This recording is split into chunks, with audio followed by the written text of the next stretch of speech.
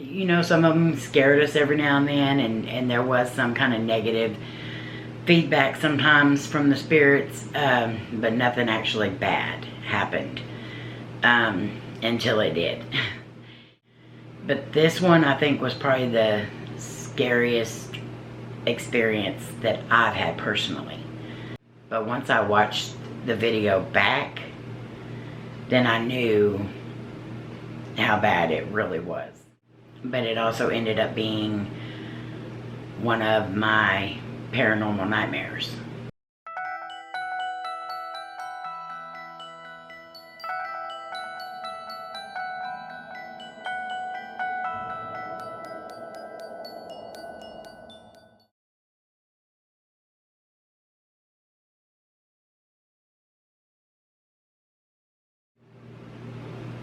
Hi everyone, my name is Amy and I am part of WhatTheParanormal, and today I'm going to be talking about an experience that really scared me, but it also disgusted me in the same sense, but it also ended up being one of my paranormal nightmares. And so if you have been watching our channel for a long time, you know that one of our favorite places to go is the Hill House Manor, and that's in Gainesville, Texas. Some of you may have heard me tell some parts of this story, but I'm going to try to dive into it a little deeper. So we would go there about once every 3 or 4 months. We absolutely love this place. We had never had anything bad happen there. All the spirits there, generally, you know, some of them scared us every now and then, and there was some kind of negative feedback sometimes from the spirits, but nothing actually bad happened until it did. And this, I don't have things happen to me a whole lot. It's very rare that any of the spirits attack us or anything. You know, we've had a few follow us home and cause some destruction, to put it mildly. But this one, I think, was probably the scariest experience that I've had personally. So this was a normal night at the Hill House. We had decided to try something different. So basically, we went through every single room at the Hill House, and we did a separate video for each room, starting in the upstairs, and then we worked our way down to the back bedroom where the cowboy was shot, and into the well room. The well room we were going to make our last room because we had never really investigated the front living area of the downstairs part. So we were going to make the well room our last part. So the night went good. We did play cards with the cowboy that night, and we still don't know enough about the cowboy to say that this wasn't him, or we do believe that he followed us, and I'll explain that another time. But if you've watched our videos, you know why we say that, the 666 cowboy. Now, we investigated everything that night. It was fine. We did get 666 twice that night, playing cards with the cowboy. And so we get through with the upstairs, we come down, and we decide that we want to take a break for a few minutes. We have the live stream running, and the live stream is going, and they're watching the cameras from each of the rooms. And I do believe at that time I decided to go ahead and end that live stream because it had already been like 3 hours almost.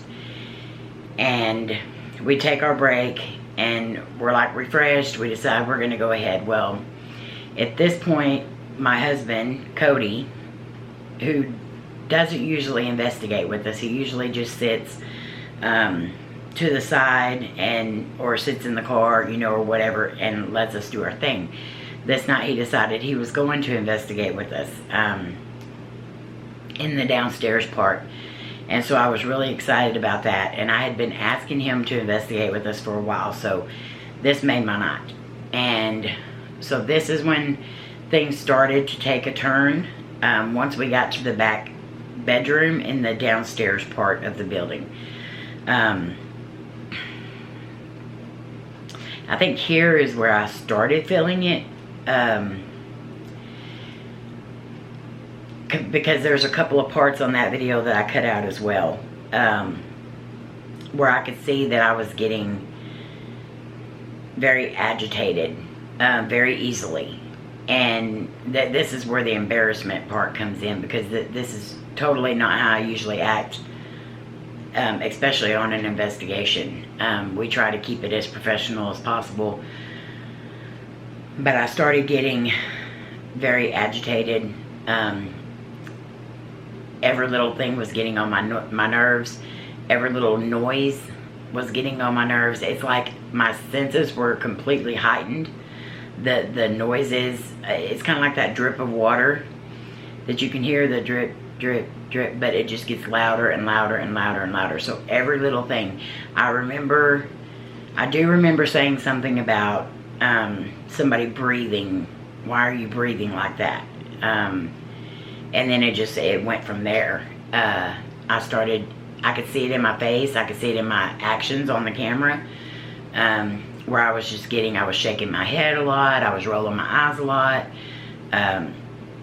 But honestly, I don't remember being that agitated. So we wrap up our investigation in that room right there before our last one. And we gather up everything. We head into the well room. By this point, it felt like I was having a hard time swallowing. It felt like I had a big lump in my throat. And I started coughing.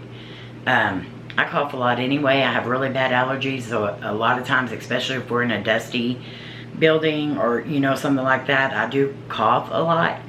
And if you watch our videos, you know this. But I started like coughing like I was choking on something. I finally got that to stop. And me and Layne both sat at a table. Cody was set clear on the other side of the room, on a love seat type thing. And so we were going to set up the grid light. We were going to do the investigation. I remember having the camera set up on the tripod, kind of facing all of us. And then at that point, I can only go by the video. Because I honestly don't remember a whole lot of what happened other than what Layne and Cody told me. And in my mind, I thought maybe they were over-exaggerating a little bit. You get your feelings hurt, you're over-exaggerate. But once I watched the video back, then I knew how bad it really was.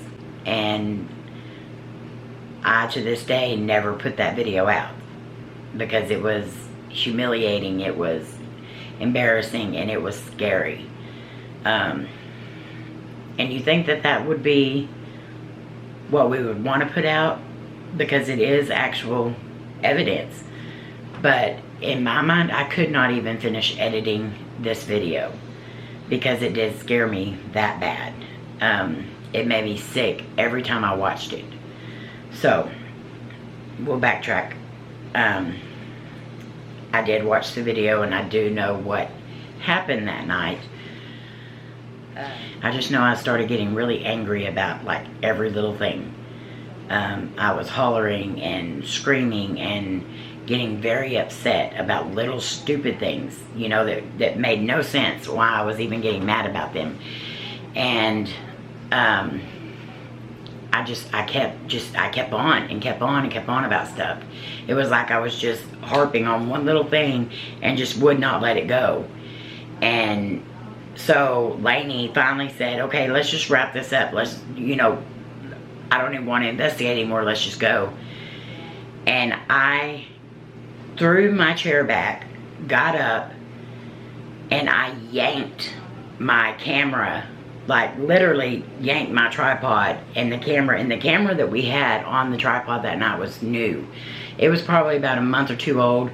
One I'd been wanting for a really long time, and I know Cody, you know, he had to save up to get it.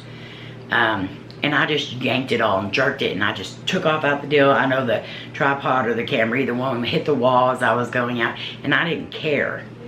You know, this, at that point in time, I don't even know who I was.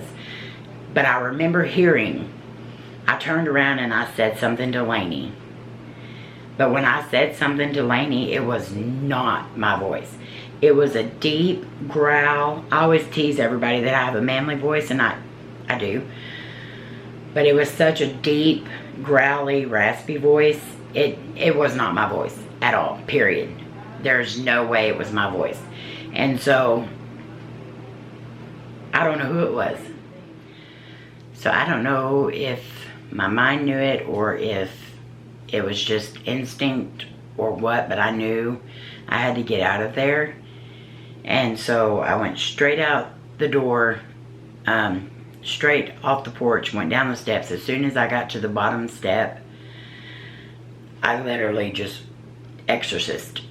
I mean, my head wasn't spinning around, I wasn't pea soup, none of that, but it was like exorcist style. And then as soon as that was over, it was like nothing happened. I felt better. I was just trying, literally felt confused. I was very confused at that moment about what was even happening. I knew what was going on, but not necessarily what was going on, if that makes any sense at all. But just going back, I had to stay outside for just a little bit, but just going back in the house to do our outro and gather up all of our stuff, that took a lot for me because I didn't want to be back in there at all. And so we literally stayed right there in the little entryway of the house to do our outro and stuff. And then we kind of discussed what had happened and stuff, and I was trying to, you know, still put it together. But until I watched that video back, I really had no idea. Like, it definitely was not me. Something had literally tried to take me over. And I think when I vomited at the end, I think that was me releasing it or something, I don't know. But I was so upset when I watched that video. And I just couldn't edit it. Every time I tried to edit it, I would get sick. And so, when I decided to do this video to tell this part of the story and like just kind of open up about it, I was going to add some of those clips in. And once I went back to those files to get them, to add them in, all the files are corrupted. Like, none of them are working. They all have the little slash arrow marks, you know, through them and stuff. And so I couldn't get any of them to work. So I went back on my SD cards to see if maybe I just happened to have that video on my SD cards. And I couldn't find it anywhere. So if by the time I edit this, I do find some of it, I will add whatever clips I can in. But if not, then you won't ever get to see them because the files are corrupted now. So I shouldn't have waited this long to do it. But like I said, I was literally getting sick just editing the video. So so you know, you all know that this place was our absolute favorite place to go to, and I have not been back there since that time. However, in October, we are going back. And I'm going to face that fear. I want answers of who that might have been. But I'm definitely going in very well protected. I don't know what was different about that night to where I wasn't. I let my guard down. I think we got too comfortable in that house. I think we thought that because nothing bad had ever happened, we just got way too comfortable, and we let our guard down. And I can promise you that that will never happen again. So my advice to anyone that goes to the Hill House Manor is definitely go protected. Don't think just because it's a house or that nothing happens in a moment that it's not gonna change in a moment. The house can change in a heartbeat, and even though we've never really dealt with anything negative there before, doesn't mean other spirits are not coming in from other places and using that place as their hiding ground, or you know what I mean. So be extra cautious. That's anywhere you go, but definitely at the Hill House Manor in Gainesville, Texas, be extra cautious. And will I go back? Yes, I'll definitely be going back. I want to know what it was, and I will find out. So definitely be watching for that. So yeah, that is my paranormal nightmare, Hill House Manor. Okay guys, thank you so much for watching this video. If you liked it, please make sure you hit that like button, leave a comment down below, subscribe if you haven't, and turn on that bell so you know when we go live or post a new video. So if you would like to have your story here on My Paranormal Nightmare, send us a message and we'll send you a list of the questions that we would like for you to make sure you answer while you're telling your story, and then you can email it to us. You don't even have to edit it, we'll do all that for you. So, alright guys, thank y'all so much for watching. We love you, you mean the world to us, we hope you know that. We'll see you next time.